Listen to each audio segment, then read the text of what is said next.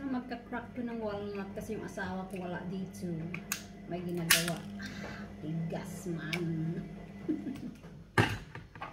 So, ito yung ano namin ngayon, guys, for today's video. Or for today's task, activity. Ika-crack namin yung mga walnut na ano, pinanguha namin ng autumn. Ito na yun siya. So, hindi may wasan, may mga bulok din siya.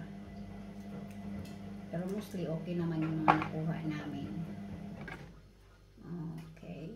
Mga hinagdawan kung sa ano pa sa atin hinagdawan. Anara. Pero ingat lang dyan guys kasi ang shells nito ano siya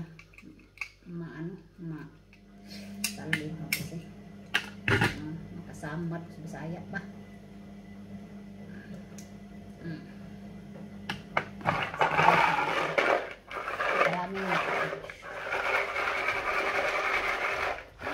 Libreng walnut na, basta sipag lang, diba?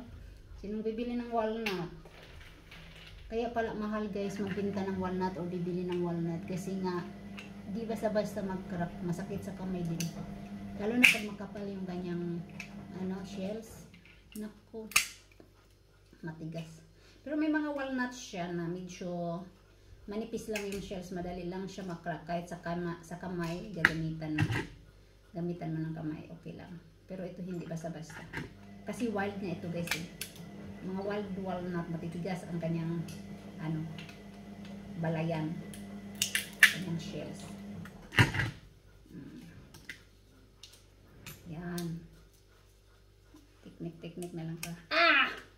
Oh, putik. Muntik ka na. Anong gipugos? Huwag kasi pugusin.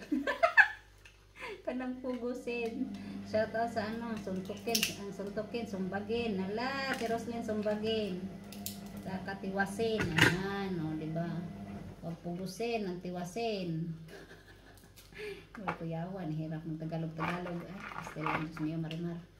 Ayan, o, diba?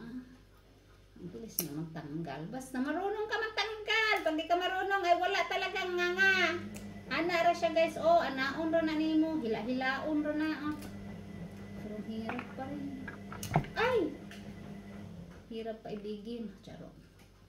Gamitan ng kutshell para matanggal sa bagal. That's it. Yan lang. Wala no.